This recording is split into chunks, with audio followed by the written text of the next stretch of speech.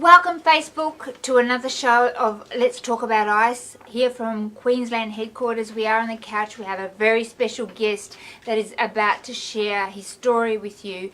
And don't forget, guys, please share these posts because you don't know who actually needs to hear the story. You don't know who needs the support or the help out there. So by posting this video on your Facebook page, somebody that you might know or that's within your network that is suffering quietly may reach out for help. So please post this on your Facebook page today, right now, if you could, so that they can have a chance to ask questions live as we go along on the show today.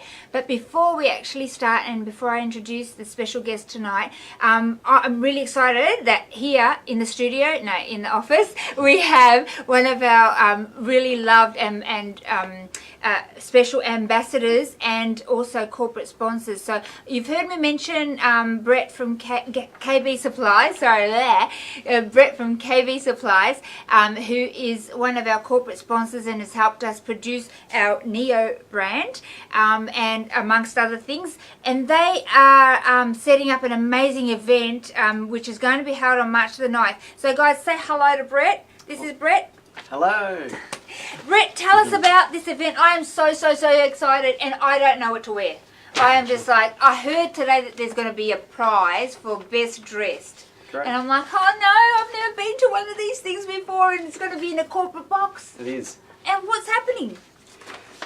9th of March, we've got the charity race day. We're going to have everything that you ever want on a race day. We're going to have fun, we're going to have raffles, we're going to have auctions, we're going to have special guests attending the day. A part of the race day, we're going to be having memorabilia for auction. We've got Winks memorabilia, champion racehorse Winks, now 30 wins in a row. Wow. Can't beat it. That's awesome. Racing again this Saturday, hopefully she wins again. But yeah, no, it'll be a fun day.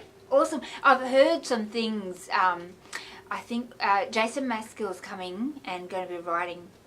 It's an ARC jersey, is that right? Well, Jason will be riding on the day. Hopefully he'll get to ride something, one of the horses in the race that might have the AIC race colours on. So the race colours will be used by number one in every race, so the top weight in every race. So hopefully Jason gets to ride one of them. Would be fantastic. Awesome. But we'll also be having Tony Allen coming from New Zealand, Melbourne Cup winning jockey. Wow. Coming back from addiction from many years ago, and he's back riding at age 50, made a comeback, and he's flying again. So that's amazing. And I know that Kevin Campion's going to be there. And we've got a couple of other ambassadors, Ian Jacobs, the World Kickboxing Champion, and Corey Norman, who can't be there, but they have actually produced a video. They're some of our ambassadors as well for ARC. I know that Brad Vicali is going to be there, and AJ, and Brad has been talking to Jeff Horn. that's right. And I heard that there's like a special auction prize. Tell me about it.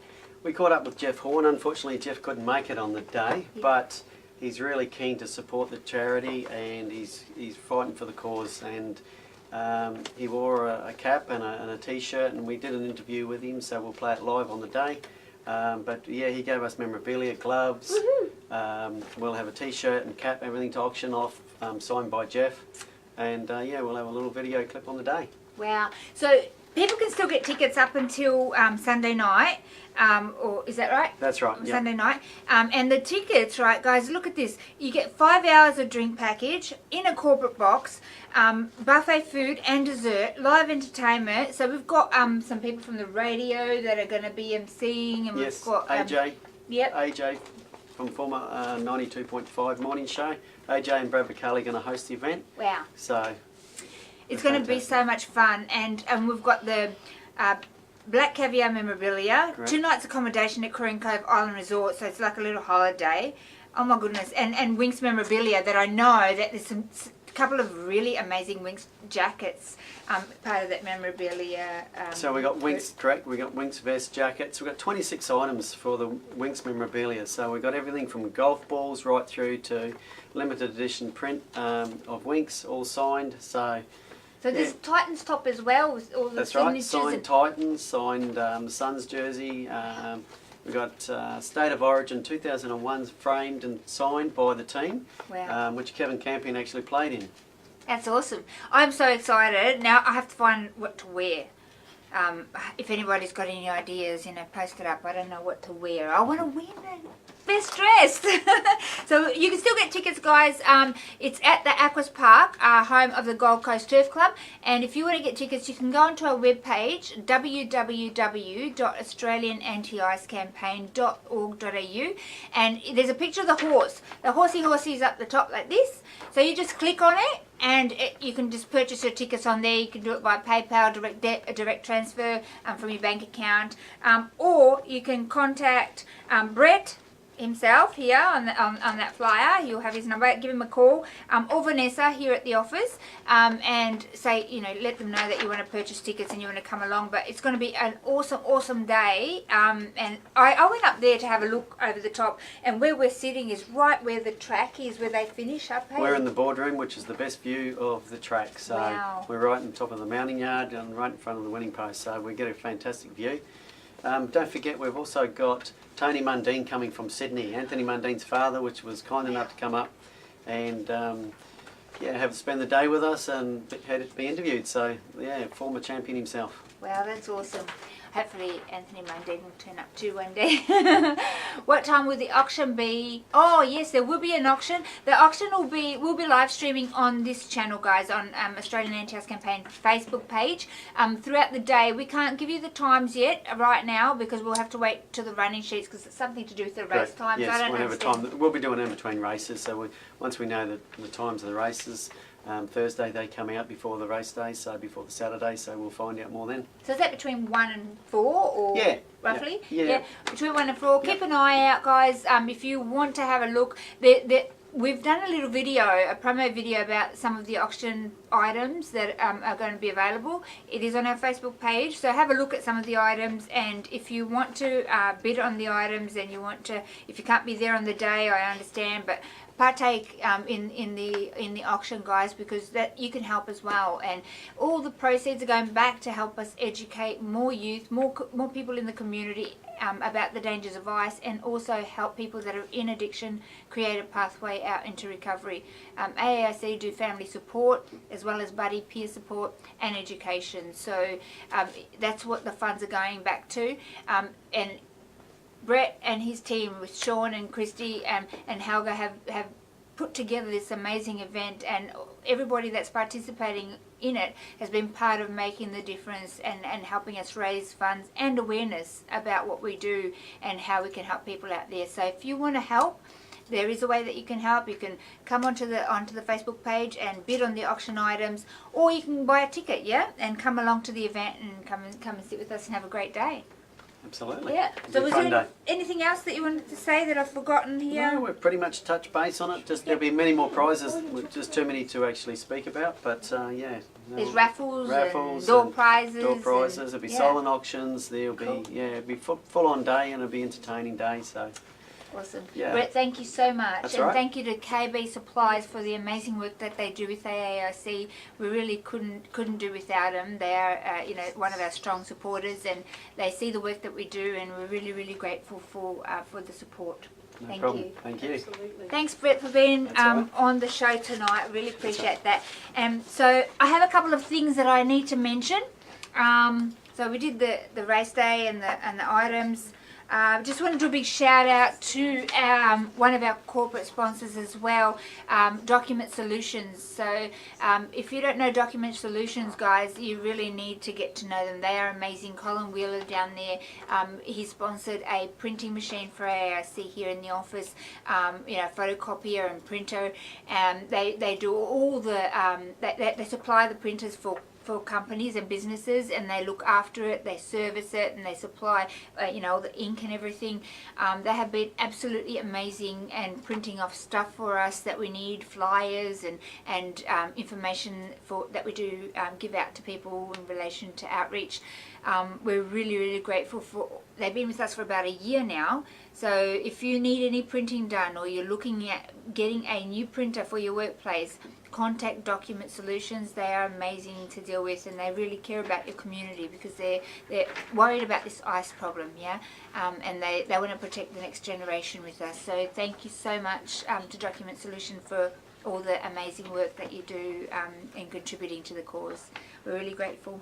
So without further ado, guys, I'd like to bring the camera over and I'd like to introduce you to one of our new presenters and buddies, and he's an amazing part of the team here, and he comes in and helps out in the office and is part of the AIC family. So we're really blessed to have him on board, and we know every day that he contributes in here makes a difference to a life. So David, thank you so much for coming in today, and it's a big deal, mate, when you get to share. It's one thing coming in here and working with people one-on-one, but to actually share live, it is a big deal. So I'm really grateful, and I know that a lot of people out there are grateful that, for any information that you can share that will help them understand addiction, and specifically ice addiction, but addiction and what happens to somebody that they love, or somebody that they know, what they're going through, so that they can understand and be able to help. So thank you for being here. Thank you very much. Thanks, Yeah. it's a pleasure to be here. So guys, this is David. Give him a big yell out, say hello, send him love, send him kisses, send him thumbs up. It's really nice to feel the love, because it is, you're in front of a camera and you're sharing your stuff, So want him to feel the love tonight. So David, talk to me. Man, like I've got to know you over the last few weeks, and you've been coming in and helping out so much with the team stuff, but I just couldn't picture you, as one of those crazy people on the news, on the TV that, are bashing people and crazy. You're just so gentle and soft-spoken and sweet. You couldn't look at you and say, this guy's an ice addict. No, what happened, man? Yeah, it's well, I believe that as a child I was sort of, when I came into the world, ever since I could remember, I had a kind of a nervous disposition. I felt uncomfortable in my own skin. I was always looking for, a distraction of some sort. And then when I was in, before I was even 10, I started to, hang out with people that sometimes were older, sometimes in around my year, and to experiment with things, anything that somebody had, I had an interest in, wanted to try it. I thought that I was reaching out in a way that I didn't know what was healthy, what was unhealthy. I didn't have any life skills at that time, and when I stumbled into the chemical world, and it was it made me feel different, and it made me forget about that anxiety, that nervousness, and feeling out of place all disappeared. Wow. And that progressed. So did you start off, did you get introduced to Ice World straight away? What was your first job of choice? I pretty much, when I was younger, I lived on the Gold Coast, and then when I was about 10 or 11, I moved away. I had lots of friends up here. I did lots of sports and things like that, and it was never really good at anything, kind of in a way I was one of those kids a lot of the time, especially being very short, that was picked last for the, when the kids were picking the teams. I pick you, I pick you, and I took that in and held on to experiences like that, and then as we do though, we all do it. Yeah. We all hold on to, I remember stuff when I was, 7 and 2, it's just ridiculous. But I can't remember, what happened last week. Yeah, but we remember those moments, don't we? And we kind of allow that to snowball and make it mean something, and before you know it, it's a big issue, you know.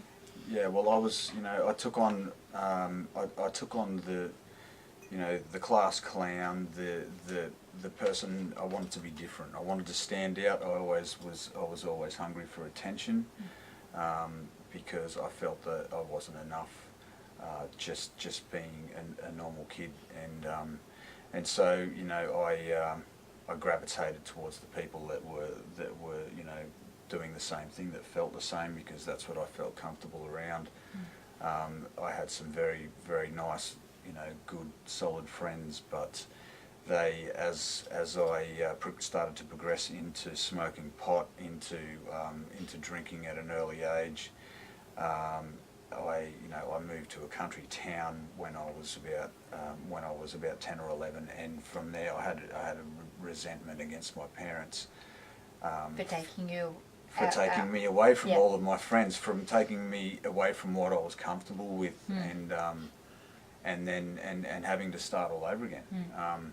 I lived quite a distance away from even the closest shop, which was, you know, the general store up the road was my, you know, where I'd go and hang out and play arcade games and stuff like that. And it was, you know, it was all part of my identity, and I felt as though my identity was stolen when I went to the country town. So I thought, well, you know, stuff this. I'm going to show you guys, you know, and I progressed into, like I said, smoking leaf, drinking, you know, drinking goon. I started to get into trouble with chemical use at school, with the police, getting suspended, and then halfway through year 9 got expelled from all the state schools in Australia, all the public schools in Australia, and it just progressed from there. And at that time, you know, I was shaking my head. I didn't know why was this happening. Why am I the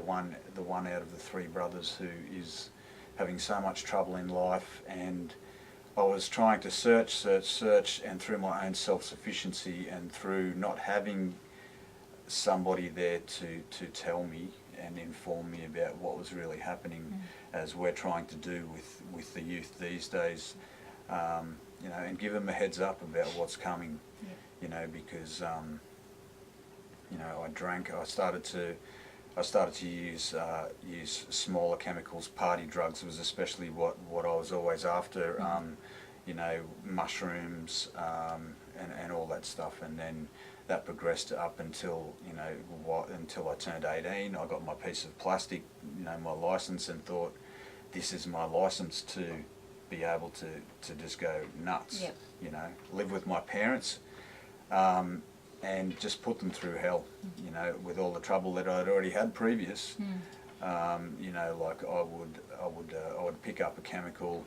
and if it was available for a long period of time, then I was gone for that long period of time, you know, and until, you know, and the number of times my parents had, you know, the police looking for me when I didn't come home, you know, all through school, even in primary school.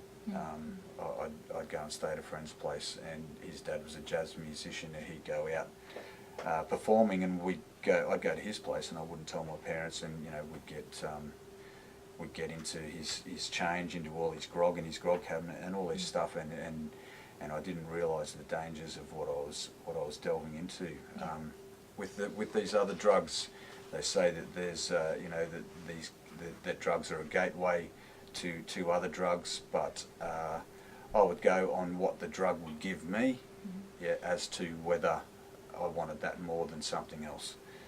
So I progressed through, you know, through acid, through ecstasy, through into and then into amphetamines. This was always mixed with drinking, where any kind of a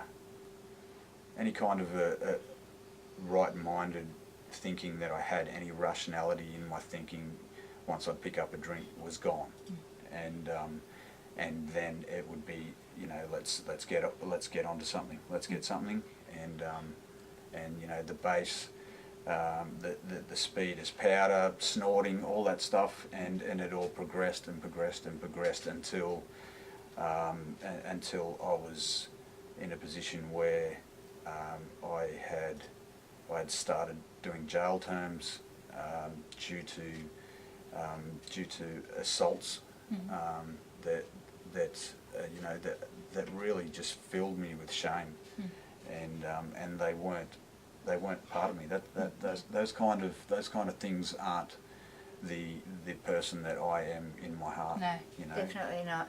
I couldn't see you assaulting anybody today. I mean, you're just, like I said earlier, you're just so gentle and soft-spoken and, calm, and, compared to us all loud in here going, running around, you just bring this peace with you, and I just can't, in my mind, see that in you, but that's what, these substances aggravate the serotonin in your brain, the chemical imbalance, induce, that anger, the violence, the spontaneous reaction, and you can't control it. It does take over your being, because your brain is being taken over by these substances and depleting the chemical balance in your brain. So that's what you hear a lot. People on ice, they end up in violence, and they end up in prison, and from stealing, from whatever. But there's often a lot of violence because of the serotonin depletion in the brain. Yeah. But it's not necessarily who the person is. No. It's the chemical imbalance that induces that. No, yeah. It's for me, it was turning to the addiction that was feeding the things like toxic shame, the confusion, and the pretty much resentment against being. I just didn't. I'd gone from a child as trying to live life and be happy with just playing outside, with riding my bike, whatever it was, to having to grab things that were actually and put them into my body to get away from that toxic shame, that shame, guilt, remorse, that regret that I felt, and that lack of self-esteem, and that I wasn't enough, that this is never going to change, and I'm always going to be like this, and I'm all, one of the things that I share about when I'm at meetings a lot is that I just wanted to make my parents proud, because for me that always seemed like an impossibility, because I would give them hope, I would give myself hope, and I would stay clean and sober, and then I would fall. And I would think, okay, this is the way it's always going to be. And all of that hope that I gave, that I had in myself, all of that hope that I gave them, and that peace and that break from the craziness, was really, all it was is I just wasn't putting chemicals in my body. I wasn't arresting my disease. My disease is, is part of a mental. It's a mental defect in the brain, and as I go further, mental illness is part of my story because of that confusion, that angst, that just anguish and sorrow that you feel when you're constantly failing and you're constantly building up things in your life, and then everything that means anything to you, when you pick up, or sometimes when you don't pick up, I was still sick, and a lot of behaviours, they were learnt behaviours. They were learnt from the world of hate that I lived in, and that's what it was. It was a pecking order. It was always a pecking order, especially when I went to jail, and that little boy inside of me didn't belong in there. And that's who, when I was sitting in a holding cell, awaiting to go back to jail or awaiting court, that's when the little boy would be, I could feel him inside, and he's like, what's going on? Why are we back here? How did this happen? Why is this happening? And that was, that just broke me down spiritually. It broke me down mentally, and that would come out, and even when I'd put the chemical down, for an addict to put the chemical down is normally when your troubles will start. And that's when you need a program and a support network, and you have to use it. It's not, if everything starts to get good and the pain wears off and you start to get this false sense of confidence, that is when you think, oh, I can just do this once. You know, I got a big paycheck or whatever it might be. I treat myself because I've been really good, or and that once is it brings all of that shame, guilt, remorse, that oh no, that impending doom, that you know that I've done it, I've messed up, you know, and then all of the people that love you in your life find out, and you know, and that brings them immense pain, and through their pain that you can see, that pain then builds whatever is inside of you, and it multiplies it. Yep. And you need more. Yep, that's right. So that's the catch. David, you have done such an amazing job at explaining that. I haven't had anybody on the show to actually be able to verbalise what you've just explained, and I think that would be really helpful for people at home. So the anger, the guilt, the self-sabotage is just like, it's just easier to just pick up again and mask that and run away from it, and self-harm, you know. I don't deserve to, you know, I'm just an addict, I'm just a druggie anyway, I can't do this life, I can't do life. We had a conversation before where I said sometimes you just feel like you just, you know, I'm talking about me, you just can't do life, you know, why can't I do life like everyone else, you know, I'm not normal, man. Like, and this is this negative self-talk that happens, you know, and we've actually got to catch that and go, no, that's not true. That's something that has been fabricated in my mind. That's not true. I am good enough, and I am worthy of recovery, and I am worthy of living a life that I love, and living it abundantly, you know, and we are worth it. And you know, guys, if we're speaking to you out there, if you're that person like us that was, you know, entrapped in this cycle of addiction, where you keep self-sabotaging and harming and hurting yourself, because you know it's you. Yes, you hurt the people around you, but at the end, like David explained, you're the one that it all comes back. It all comes back on top of you. If you're that person, we want to tell you today that you know, you can also live a life that you love, and that you are worth it, and that you do need support, and that we needed support, and that we're here. That's what we're about. We're here to go, hey, you can do this too, and let's show you what tools we used to actually change our life, you know.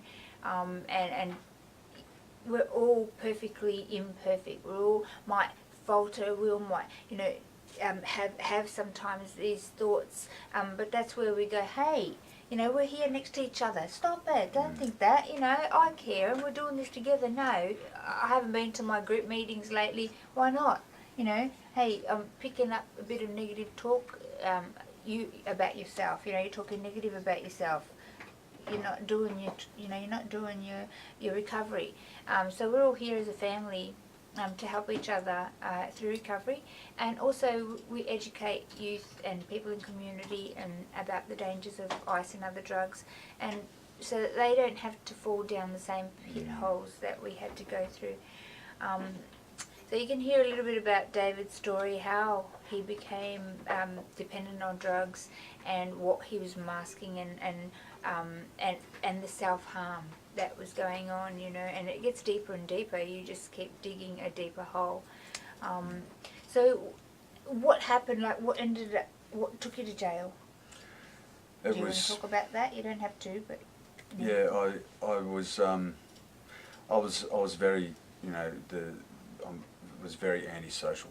It's you know, my disease took me to way before, even if I was even if I was clean, it was way before when I started isolating, when I started to feel resentment against people, when I started to nitpick and look outside of myself and problems with other people and places and things, and you know, and had, you know, and fed into, you know, the negativity, the that a lot of things in the world thrive on you. Like you sit there and watch the news. You know, I can't watch the news anymore. Yeah. I'm not interested in watching the news. I hear you, neither can I. I can't. It makes me feel that you know, the positivity that the small amount which gives me so much peace sometimes, and then enables me, once I'm peaceful inside, to be able to give that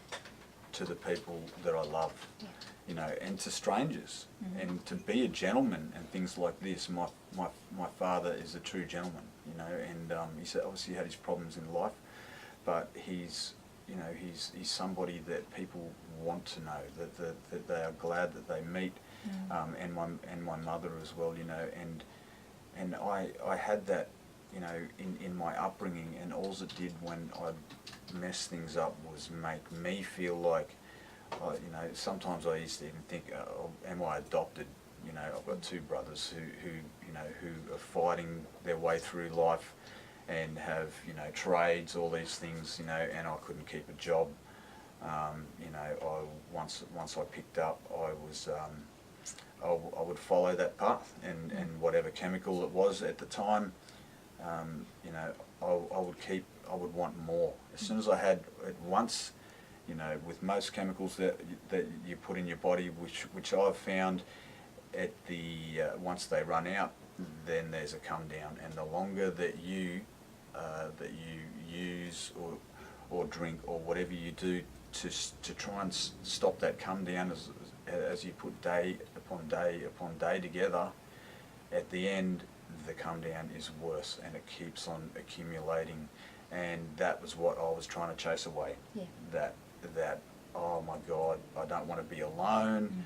And that's where my toxic shame was rife in me, and the anger towards life, you know, the anger towards God. You know, I'd be, you know, when I was on the streets, after about six jail sentences, I ended up on the streets in a place down near Sydney, and I was broken, and I was on a mission to use any chemical that I could put in my body until my body, you know, stopped working.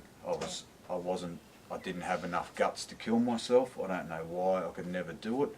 I certainly felt like it through and through, that yes, this needs to stop. I need to stop it, and a lot of suicides have happened to close friends of mine in some horrific ways, and so I knew that there was something, you know, that when I was on the streets, especially when I was alone, I would go into churches, and I'd go to either a church or a cinema to cry, because I felt as though I didn't want anyone to see me, because that made me feel less than again. If they saw me crying on the street with all my bags or whatever, then sometimes I'd go into rage, because I'd think, you think you're better than me, you know, I'm going to show you, you know. But it was just as the ridiculous thinking and all of that negativity that I felt in my life, and just turning it inwards and inwards and inwards, and I was just spiraling down and down, and there really is no rock bottom, I think, until you're in a coffin, you know. There's no rock bottom. I thought, oh, that's my worst rock bottom, you know. I used to speak about it at meetings, and then I'd go out and I'd find a new one. You know, they speak about it in some meetings as the yets, and they say, you know, you haven't done this yet, this hasn't happened to you yet, but if you go out there again, this is what's on offer. Can you just explain to the people at home about meetings? When you say meetings, what does that mean? Because we know about, you know, at AIC we put people on a tripod system of support, and meetings is one of those things. So can you just talk about Meetings is an important part of the 12-step programs that are on offer out there. There's meetings for, you know, there's Methamphetamine Anonymous, There's Narcotics Anonymous, you know, there's even Cocaine Anonymous. There's so many different ones, and they all have been derived from a primary 12-step program that was developed back in around 1935 to 1940, and to go to meetings for me as a chronic addict or alcoholic is not enough. I have thought that for about the 18 years or so that I've been going to meetings. I've thought that that's enough. I'll just go to meetings. I just won't pick up, and I'll go and I'll go and I'll get fixed by listening and relating and fellowshipping with other people that are like me, that have experiences, that have the disease of addiction like me, and that wasn't enough for me. I had to, I've only just found out recently that, that my pain and brokenness had to get enough for me to fully surrender. Now, before, at a lot of times I thought, okay, I've had enough, going through, a lot of jail sentences and living on the streets, all kinds of hospitalisations, violence that has been brought upon me and on other people from me, and it tears away at your soul. It's like I heard a girl once speaking about, who was a heroin addict. She was speaking about in a meeting about that there's a light inside you, and that in addiction, the things that you do for your addictions, and the way that the addiction treats you and eats away and empties you out, or some people speak of it as a hole, that light inside of her, she said, that nearly went out. Yeah. And when that light goes out, that's when I believe that that people commit suicide. Yeah. And that's a shocking thing. That's why part of the reason why I'm here tonight. I lost my cousin a few years ago, who OD'd himself and as to commit suicide, and him and I were like brothers when we were young. His name was David as well, and we were like thick as thieves, and geographically we separated, and we went on our own way, on our own paths, and it it broke my heart. I was on the streets in the same place that he was living, and when he died, and these kind of things, it's like the things on a cigarette packet. They're not enough. You have to get real about recovery, and the earlier that you can arrest the disease, the less damage that's done to your body, but also the less ingrained pathways in your brain, the easier it is to get out of it. Yeah, that's right. Because the neurological pathways in the brain, I specifically, it affects all of that. It breaks it all down and it stops working. So you have what we call it holes in your brain, right? Certain areas in your brain stop working. You have to, if you stop and you manage to get out of ice addiction, you have to create new neurological pathways around those areas. It's not impossible. We've done it. We're doing it, and I've actually got proof of that, because I had 1 week worth of headaches, and they thought I was going to have a brain hemorrhage, and the neurologist at the hospital said, this is not 6 months ago, they said to me, oh, you've got some serious holes in your brain, areas that switched off, but you have managed to recreate new neurological pathways. The brain can restore. It will never be the same, it's different, but it can.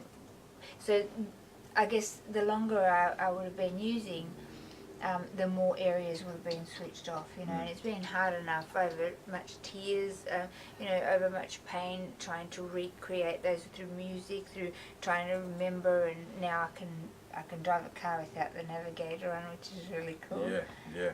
But that's taken years, years and years. So, I guess what you're saying is the sooner you can deal with getting help and getting, stepping into a recovery plan, the better it is, isn't it, to for your body to reproduce those areas of the brain and help you know, recover from that space. You know, there's some people that embark on ice addiction, you know, that they can go into psychosis the very first time you use ice and not come out.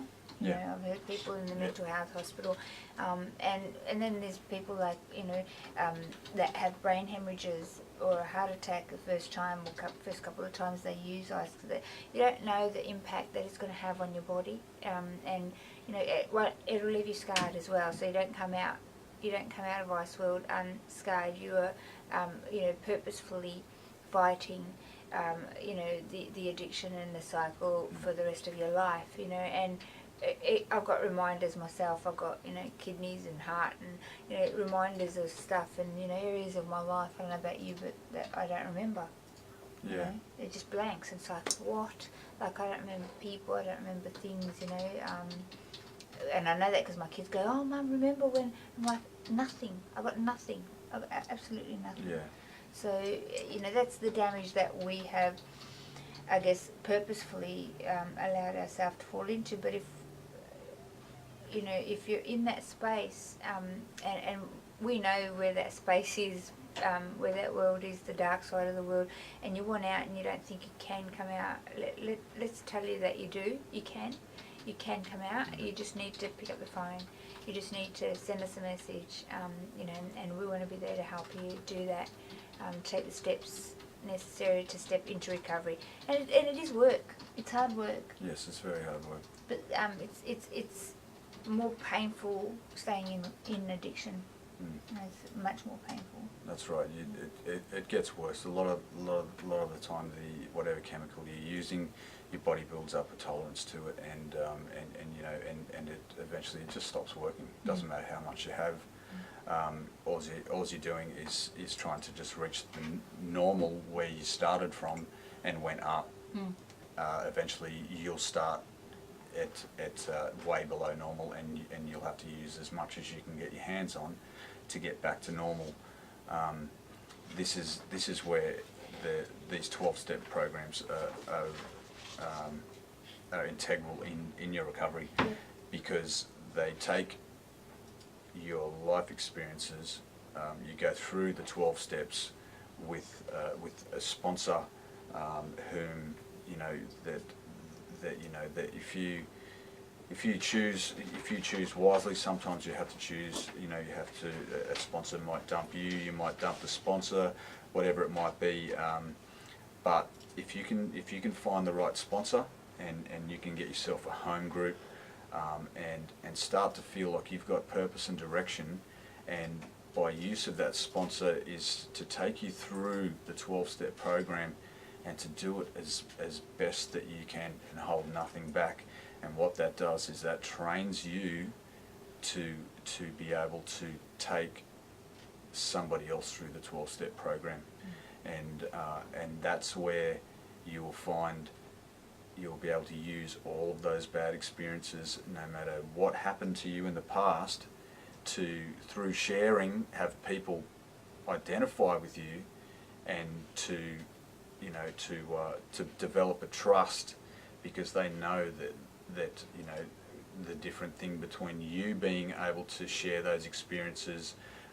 You know, it could be anything. You know, you could be talking about jail, a certain cell block, you know, the kitchen or something, and they'll go, that person knows that they have been there because I've been there, and that's what it looks like, or that's what it is, or you know, anything like that. And once that they identify with you, and that builds a rapport, and that's where the fellowship comes from. We're all in a lifeboat together. Once you start to go to meetings, once you start to develop a program, and no matter how hard it gets, use your sponsor, use your support network, use a psychologist, use a counsellor, and try and get as much help as you can at the start.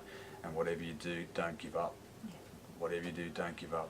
And if you do fall over, you just try and get back into recovery as quick as you can, because the longer that you're out there, you know, the more that all of that, you know, that old shame, guilt and remorse, that toxic thinking and all that, it snowballs. Yep. And it's not shameful. You know, it's not shameful to reach out for help. You know, I remember, you know, in early recovery, I was like, I don't want people to know what's going on in my head. I don't want people to know where I've been, you know, and I was ashamed, you know. And so you try and do it on your own. And you know what?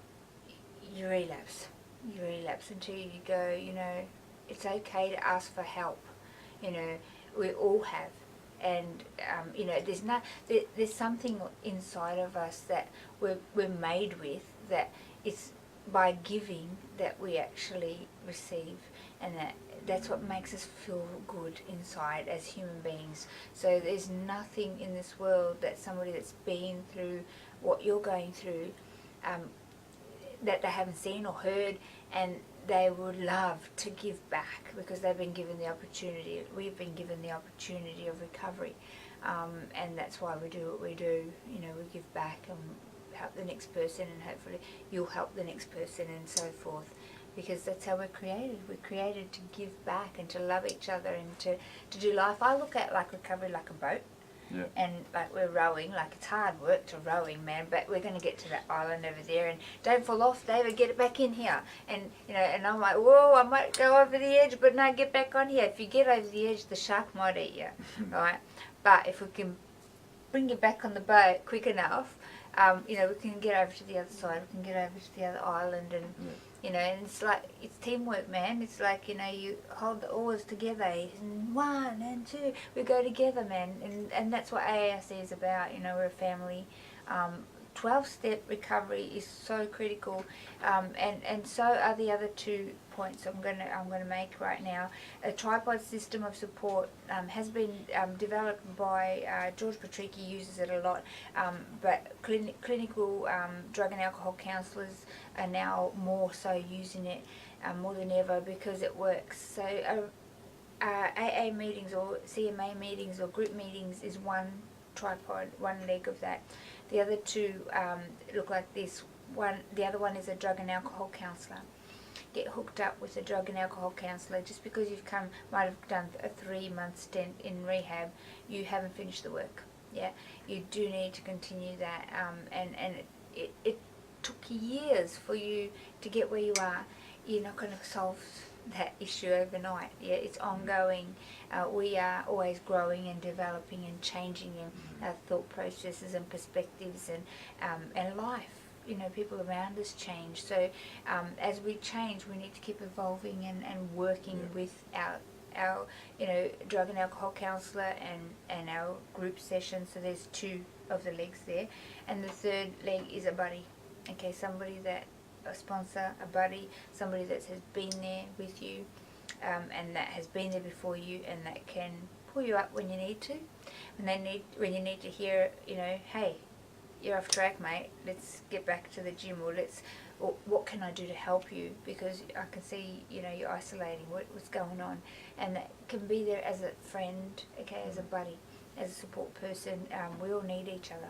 That's how we were created in life. So that's your tripod system of support, that first and foremost when people come and reach out for help with us, that's what we help them get on, a tripod system of support. And then we look at, you know, what else tools can we give you to help you on your recovery journey. So at this point we're going to, I'm going to stop for a minute and ask Leanne if there's any questions in the house, please. So we're taking questions, guys, for David, and I do want to, we've only got 10 minutes to go, I do want to hear about the turning point for you, and how you managed to hold on to recovery for the time that you have.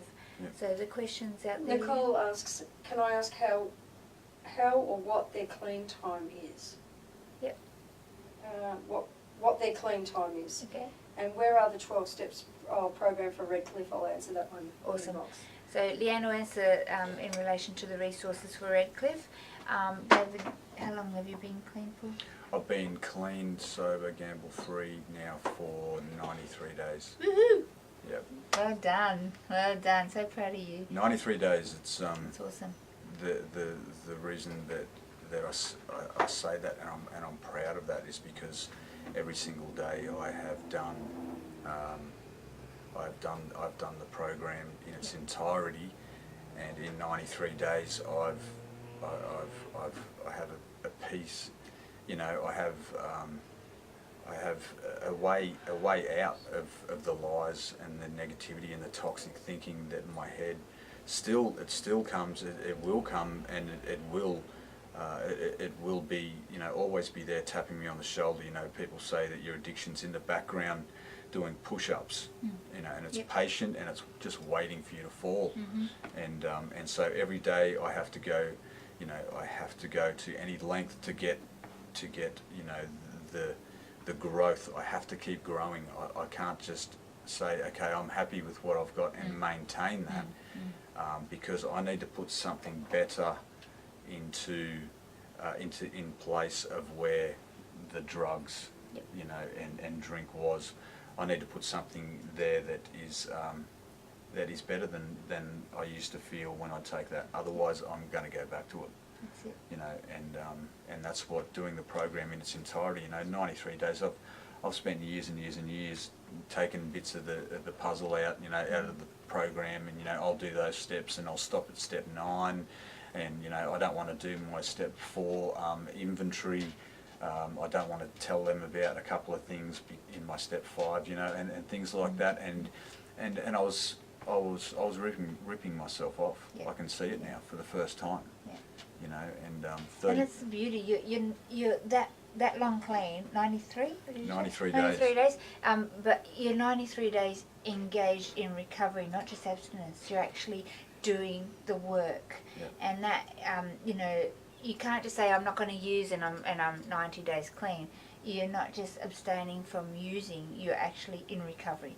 So you are doing the work, and you're breaking it down, and you're doing the steps, and you're working on yourself. And it's catching. It's always going to be there, tapping you on the shoulder, absolutely. You know, and so many times I've been 6 years in recovery, but it still taps me, and it says, you know, you can't do life. You know, remember when you felt great? And I'm like, shut up. It's learning to catch it and going, I know what you're going to bring me. And you've only ever stolen from me, and you've only ever brought me, you know, hurt and pain, and taken my family and my work and everything that I loved away from me. Go away. You know, and you really, it's that simple, of catching it, learning to catch it and putting it into its right place, not allowing it to parade itself in front of you as something awesome, you know, because that's what it does, you know, and it's remembering it for what it was, where it took you. Yeah, that's part of, you know, 93 days ago I was at death's door every day. Pretty much I would wake up and you know, I was wanting to just end it. It had been 31 years of serious addiction, and of some sort in you know, and most of the time multiple at a time, and you know, and I'd had enough. My soul had had enough. My spirit was, you know, as that girl said, you know, the light was nearly out, and the longer that I'd tried or been in the program, and had the awareness that there's other people in the room that have got what I want, but I can't get it, was all a lie. I could have got it if I'd surrendered fully to the program. You know, these days I'd never done it before, but these days I call my sponsor. You know, I often have you know fits of anxiety. You know, sometimes kind of panic attacks. Sometimes, you know, all fear-driven thoughts. You know, I can go into rage. I can go into resentment, anger, or whatever feelings that I'm feeling. I take that to my sponsor, and I pick the phone up, and that's where. That one of the main differences is, because every time I speak to my sponsor, I identify my part in any problem, and a lot of it's from me wanting to control stuff, trying to me being self-reliant and self-sufficient, and go, oh, I can fix all of this, I can fix that person, I can fix, you know, my living arrangements, I can fix the people at my job or whatever, and as soon as I do that, I make a mess, We can't. We can't fix anything. No. Humans, we know we can't.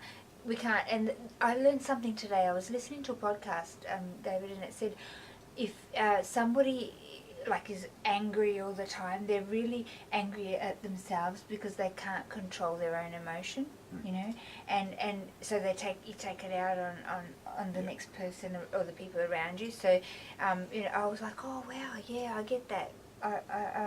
You know, you can see yourself. It's always about looking at what is it that you're trying to get by that behaviour. You know, what's the truth inside and breaking it down. So that explains it perfectly. Do you have another question? Another question. Yep. Somebody's got a son who wrote in who's only just stopped a few days ago. What can they expect when you first stop? Firstly, can I just say before David answers that, I would highly recommend that he or yourself calls in with him, calls to ARC, and we can hook him up with a buddy. That's first and foremost, because you can't do this alone. Okay. So David, do you want to answer that? Yeah. Once you have, you know, I've heard it referred to as when you stop, especially. You know, it doesn't, with ice it doesn't take that long for you to, once you abruptly stop, the money runs out, you're in a cell, the drugs run out, you're isolated in a remote area, whatever that might be, your car broken down or whatever. Once you stop, it's all of the garbage from behind you doesn't stop, it comes and it hits you from behind, and so I would recommend that, you know, start to look at trying to find a balanced diet that's you probably can't eat. If you can't eat, if you're having too much trouble, if you're not in a detox centre and you're having too much trouble on the outside, then definitely go and get yourself detoxed in a facility whereby they can observe you, by medical staff can watch over you. Once you have stopped, you've done the hard part. You've done the hard part, and all it is getting the support and finding how to keep going. And each individual handles the come down or the sudden breach in the addiction to, you know, in their own ways. You're going to have quite enlarged emotions. You know, and you're going to feel, you know, that there's no hope. You're going to feel, you know, get to a meeting, try and find a meeting in your local area, whether it be, you know, you can do the NA program, and DNA counselling is definitely very important. But the physical aspect of what you're going through in your detox at the moment is probably the hardest part. And make sure you get medical attention for that. If not in a detox, go to a doctor and source out some stuff. I think that there's different aspects of early onset of recovery. You're talking about the detox, which is the physical aspect. Okay, so you're going to have anxiety, you're going to have severe depression, you're going to have suicide thoughts, you're going to have shakes through the night, you're going to not be able to sleep, so restlessness, sometimes losing your breath and stuff like that can happen in the early. I cried for 3 weeks constantly, you know, and there was all that shame, that guilt, the anger, you know, and everything was like a big washing machine. I couldn't, if you told me more than one thing at a time, I would just break down, you know. And I remember my buddy, he was like, I'm like, oh, because the bank rang, oh my goodness, the bank rang. It was like huge. And he was like, okay, I'm going to come with you to the bank and I'll talk to the bank person. Thank God. And then he came out and he said, see, they said it's all good, they're going to organise this. And I couldn't see a way out of anything. Everything was massive, and it was negative, and it was, you know, heavy.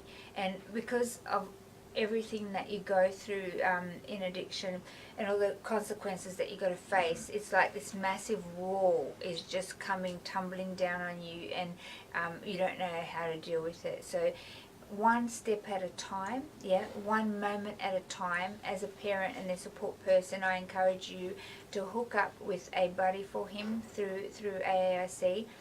you can give us a call at head office and we can allocate that for you. Somebody that can support your son through that early stage, and we drip feed, okay, the next step, and drip feed the next step, until before you know it, they are well on the way into recovery, and with a support network around them. It's no good going, oh, here's 10 things that you need to do. It's just overwhelming. It's just too much. You know, they'll cave inward, yeah. And the depression is severe. You may need, like David said, some medical attention. You may need, you know, something to calm you down, prescribed by the doctor, or you may need to be knocked out for a few days, depending on how your brain is operating. They'll do some tests, some blood tests, and they'll help support that early stages of recovery. Most importantly, hook up with a buddy, because they can help you with the resources. Yeah. Yeah. Just don't isolate.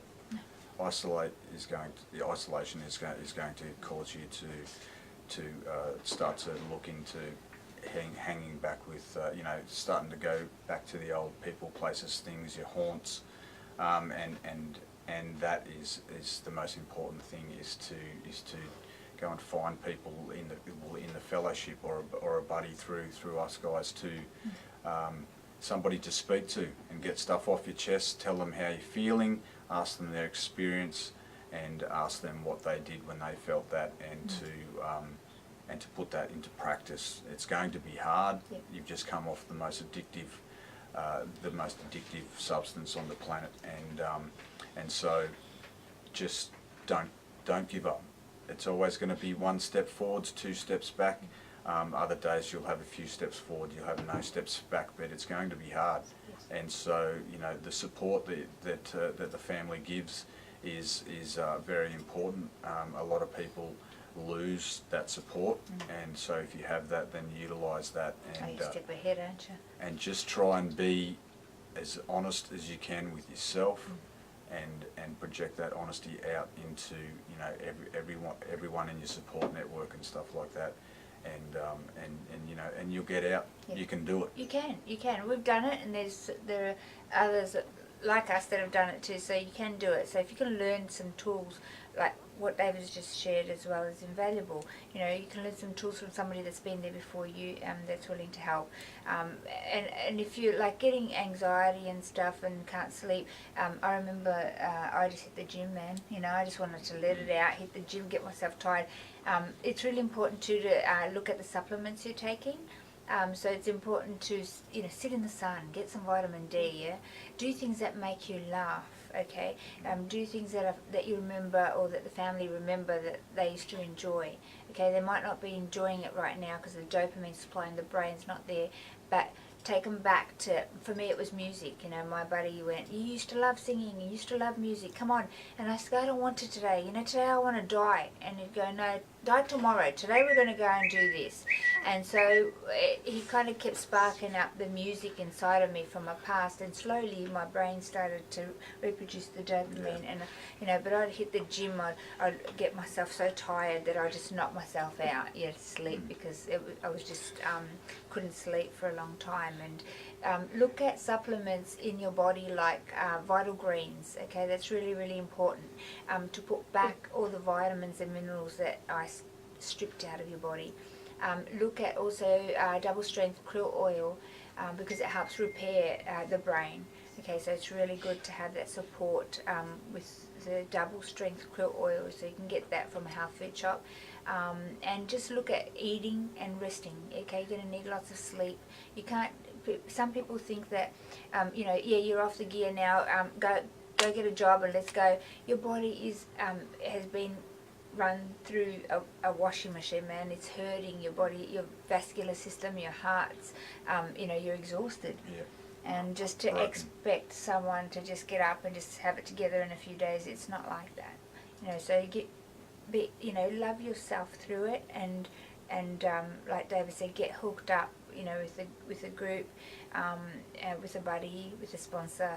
And you know, what I love about the ARC buddies is that they help you get a drug and alcohol counsellor. They help you get the support network around you, and start to do things to enjoy life again. Yeah, it's really important. But you can do it. can do it, we've done it. And so, you know, we're really, really proud to have David on board as part of our team and part of our family. And, you know, he's making a difference every day, not only in the lives of those in here, but also out there. So, you know, eventually your son, you know, might want to come on board as well with us. You know, we've got people in prison and in rehab doing the work that it takes, so then they can come on board and make a difference out there as well. Hey? Doesn't matter where you are, you know, you can do it. You know, there might be a small amount of resources in some places, but you'll be able to do something to further yourself to start to work your way out of the hole. That's it, that's it. Any other questions there, Leanne? Nope. We're good to go. Guys, if you do have questions, please post them up. David and myself and Leanne will be online for a bit, and we'll always answer your questions. You know, any time. We're always online. Leanne doesn't sleep, so she's on there 24/7. Yeah, right. If you have questions, please post them up. We really, we have a team of clinical counsellors as well that, and family support as well. I'll give you the family support number if you do need support and you're a family member with a loved one in addiction. It's really important that you have some support, okay, and to get to understand and get some tools to be able to help your loved one. That number is 0481 844 555. So 0481 844 555, or you can contact us at head office 075665 6063. We do have a team in Melbourne, in Adelaide, in Cairns, as well as on the Gold Coast, and we've got people out in WA and a few up in Hervey Bay. So we do have team members throughout Australia. So if you need some support, please get in touch with us. Shout out to Corinne. Shout out to Corinne. Yay. Corinne, we love you. Good on you, girl. And so right down the barrel, David, if you had one word to describe addiction, ice addiction, what would that be? I would think of saying hell before, but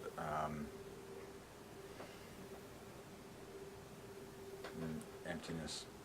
Emptiness, yeah. Guys, it's not fun, you know, delving into ice addiction, and really all it takes is that one hit. Before you know it, you're spiraling out of control and losing everything in your life, and it's not worth it. So our message to you today is not even once. That's what NEO stands for, guys. Don't forget you can get your t-shirts or your mugs on our website. All proceeds go towards helping us do what we do, help other people out of addiction, help families, and also warn our next generation, okay, from lived experience. So that's what we do, and you can purchase your t-shirt, your mug, or your cap. Remember the hats that we have as well, they're awesome. You can do that at our shop, yeah, and you can help the cause that way as well, and stand for something that makes a difference, stand for something that matters, yeah. So not even once is our message, guys. We love you, genuinely, yeah, and we're here to help you. Have a great week, and we look forward to seeing you at the race day next Saturday, but I'll be on the show again before then. Alright, bid you all good night, guys. Not even once is our message. Let's do it. Ready? Not even once. Good night. See ya.